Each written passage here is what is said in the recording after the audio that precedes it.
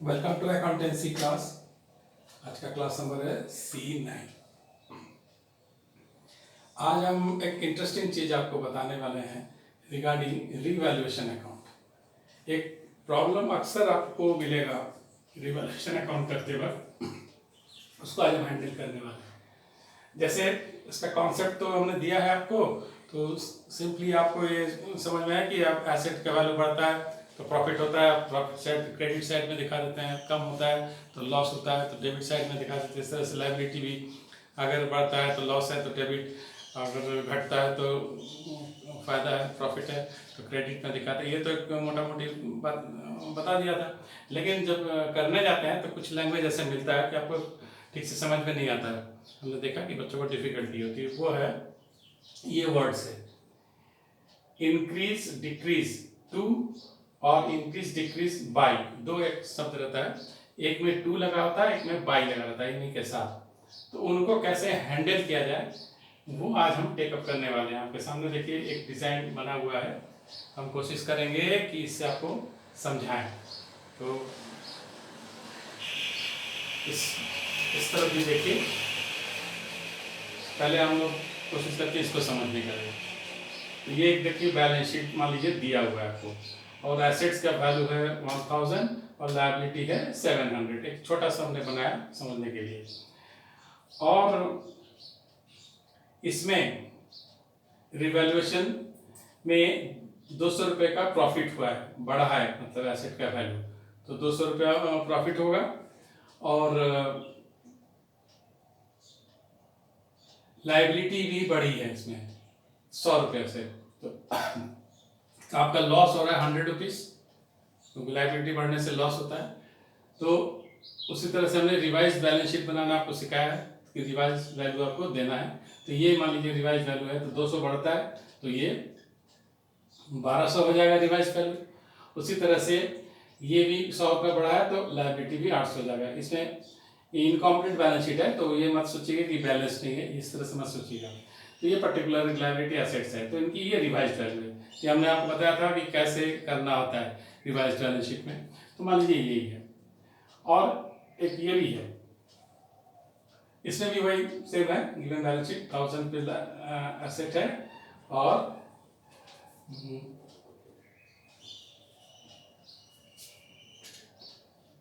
और 700 rupees liabilities है। तो इसमें भी वही बात हुआ कि इसमें क्या हुआ है, लायबिलिटी घटी है 700 से 600 देखिए हो जाएगा, तो घटी है तो आपको प्रॉफिट हुआ तो इधर दिखा दिया। और एसेट भी डिक्रीज हुआ है, तो एसेट डिक्रीज होना लॉस है।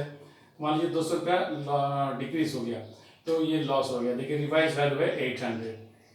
तो ये तो पूरी कहानी है, लेकिन इसी बात को घुमा फिरा के दिया जाता है कि आपको कंफ्यूजन हो। जैसे ये हमने बैलेंस शीट लिया है, मान लीजिए ये आपका बैलेंस शीट है, ये गिवन बैलेंस शीट है। तो एक तरीका ये हो सकता है कि आपको रिवाइज्ड वैल्यू दिया हो, ये जो रिवाइज्ड वैल्यू है ये दिया हो, तो कैसे दिया रहेगा। ये 1000 रुपीज एसेट है, इस पे लिखा रहेगा इंक्रीज टू 1200। इस बात को ध्यान दीजिएगा, इसमें लैंग्वेज ये होगा, या मेड टू 200 1200 या वैल्यूड एट 1200 और केप्ट एसेट्स केप्ट एट 1200। इस तरह से मतलब ये वैल्यू दिया रहेगा आपका गिवन बैलेंस शीट में, और इस तरह का लैंग्वेज यूज किया रहेगा। तो आपको ये समझना होगा कि ये आपका प्रॉफिट 200 है रिवैल्यूएशन अकाउंट में। कैसे लेंगे आप इसको गिवन बैलेंस शीट ये है आपका, तो इन ये जो बात कहा जाएगा कि ये रिवाइज्ड बैलेंस शीट का वैल्यू है, ये 1200 जैसे, तो इसको आप माइनस कर देंगे। जैसे 1200 से हमने 1000 माइनस किया तो 200 आया, ये 800 से 700 माइनस किया तो ये 100 आया। इस तरह से जो भी है दोनों तरह से ये काम। लायबिलिटी के लिए भी यही हो सकता है, liability increase to this much या made to this valued at या केप्ट एट, इस तरह का लैंग्वेज अगर है तो अब वो अगर आपने गिवन ये ऊपर वाला बैलेंस देखिए ये 700 से 800 हुआ है तो एक्चुअली 100 लॉस है, तो आपने यहाँ माइनस किया है तो गिवन बैलेंस शीट को अगर लायबिलिटी से बढ़ा हुआ लायबिलिटी से माइनस कर देंगे तो ये देखिए लॉस मिलेगा आपको, इस लॉस को आप इधर लेते हैं। तो ये चीज दिया है, लायबिलिटी या एसेट दोनों के लिए मान लीजिए ये चीज दिया है, और आप ये चीज निकालना है, प्रॉफिट निकालना है या लॉस निकालना है। कैसे निकालना है? माइनस करके। अब इसी चीज को वो दूसरे तरीके से दे सकते हैं। क्वेश्चन में मान लीजिए ये गिवन बैलेंस शीट है 700 और 1000 है, तो ये आपको इस तरह से दिया है और ये लैंग्वेज यूज हो सकता है। देखिए कि 1000 तो आपको देख रहे हैं कि ये एसेट का वैल्यू है। अब इस क्वेश्चन में एक एडजस्टमेंट में ये वैल्यू दिया रहेगा कि asset is under valued bye 200, under valued bye 200, मतलब इसका वैल्यू 1200 होना चाहिए लेकिन 200 रुपया कम करके दिखाया गया है। तो ये मतलब आप इधर ना देखे, अब इधर देखना होगा कि ये गिवन जैसे 1000 दिया है और कहा जा रहा है कि इट इज अंडर वैल्यूड, ये अंडर वैल्यूड बाय 200, तो आपको क्या करना पड़ेगा? इसको प्लस करना पड़ेगा, इस वैल्यू को इस गिवन बैलेंस शीट में प्लस करेंगे तो आपको रिवाइज बैलेंस शीट मिलेगा। जैसे ये अंडर वैल्यूड बाय 200 है तो 1000 में 200 आपने जोड़ दिया, जोड़ने से ये 1200 आपको मिल रहा है। तो दोनों का फर्क समझिए इसको। इसमें जब ये इस तरह का बाई रहेगा, देखिए सब में बाई है, यहाँ जो भी चीज है बाई है, और यहाँ 2 इस तरह से है, तो यह ऐड करके भी है। तो ये अगर दिया है तो आपको इसको जोड़ना है, तब आपको रिवाइज वैल्यू मिलेगा, ये वैल्यू मिलेगा। उसी तरह से ये भी under valued bye increased by liability side का भी है, तो इसमें भी आप वही डिफरेंस लेंगे गिवन बैलेंस शीट से, जो ये जो चीज है इसको जोड़ेंगे तो आपको ये मिलेगा। 700 था, 100 जोड़ा तो 800 मिला है, तो ये लॉस। इस केस में ये प्रॉफिट है, एसेट के लिए तो प्रॉफिट है, वही चीज लॉस के लिए अगर ये काम हो रहा है तो ये लायबिलिटी के लिए हो रहा है तो ये लॉस है। इस बात को आपको समझना है, इस तरह का लैंग्वेज रहेगा। तो आप इसमें उन जितने से कम है वो जोड़ेंगे, तो रिवैल्यूएशन में वही देखिए, प्रॉफिट में वही ले रहे हैं, लॉस में वही ले रहे हैं। तो क्वेश्चन को इधर से शुरू करके भी दिया जा सकता है या इधर से, ये आपको सोचना होगा। जब बाई इस तरह का रहेगा तो आप समझ जाइए कि रिवैल्यूएशन का वैल्यू दिया है, ये वैल्यू दिया है रिवैल्यूएशन अकाउंट का, और आपको ये फाइंड करना है। और जब इस तरह का दिया रहेगा तो समझिए आपको ये दिया है, ये और ये दिया है, तो उनका डिफरेंस से आपको ये मिलेगा।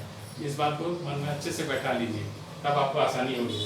उसी तरह से ये तो प्लस साइड हो गया, हम लोग माइनस साइड को भी कर सकते हैं। जैसे अब इसी बैलेंस शीट को लीजिए, 1700 है, वही बैलेंस शीट है। अब वैल्यू रिड्यूस हो गया, 1000 से 800 हो गया, और ये 700 से 600 हो गया। तो अगर एसेट डिक्रीज हो रहा है तो आपके लिए लॉस है, तो 200 रुपये का देखिए लॉस हुआ है। इसी तरह से लायबिलिटी जब रिड्यूस हुआ है 600 हो गया तो 100 रुपये का आपको प्रॉफिट हुआ है, तो आप प्रॉफिट साइड में इसको दिखाएंगे, इसको आप एसेट जो कम हुआ लॉस में दिखाएंगे। तो इसमें भी वही दो तरीके से क्वेश्चन दिया हो सकता है।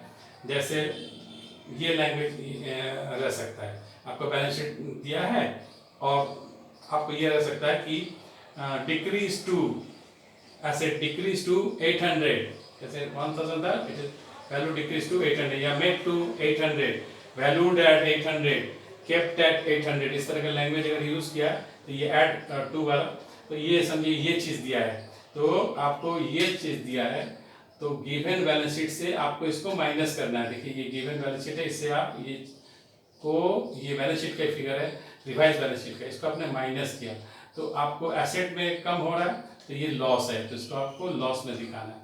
वही चीज अगर लायबिलिटी में होगी, आपका गिवन बैलेंस शीट है और डिक्रीज टू मेड टू इस तरह का लैंग्वेज यूज होगा, और लायबिलिटी जो है इसमें रिड्यूस्ड है, तो ये आपके लिए प्रॉफिट है, तो उसको आप प्रॉफिट साइड में निकालेंगे। और इसी क्वेश्चन को घुमा के वो इस तरह से दे सकते हैं कि ओवर वैल्यूड है, इस तरह से कि गिवन बैलेंस शीट दिया है और कह रहा है कि asset is over valued bye इतना, मतलब ज्यादा, जितना वैल्यू है उससे हम 200 रुपया ज्यादा दिखा दिए हैं, तो उस केस में आपको माइनस करना है। ये जो वैल्यू ओवर वैल्यूड है लॉस है, इसको लॉस में लेके आप इसको माइनस कर देंगे, ठीक है।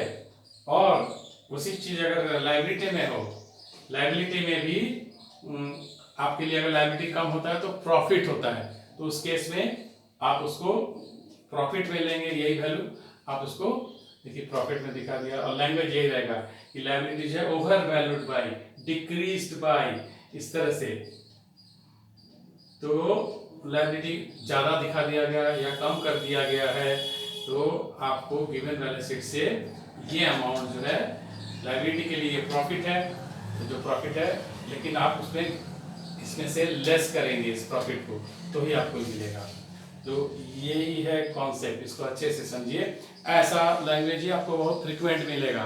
रिवैल्यूएशन के क्वेश्चंस अगर आप देखेंगे तो ऐसे ही आपको अक्सर मिलेगा। और इसमें ये कंफ्यूजन होता है कि कौन सा वैल्यू हम रिवैल्यूएशन अकाउंट में लें, कौन सा रिवाइज बैलेंस शीट में लें। तो उसका जवाब ये है, इसको कम से कम 10 बार इस वीडियो को देखिए, ये मेरा सलाह है। इसको समझिए, न्यूमेरिकल में यूज करिए, तब आपको ये समझ में आएगा। आशा है आपको समझ में आ गया होगा। Thank you.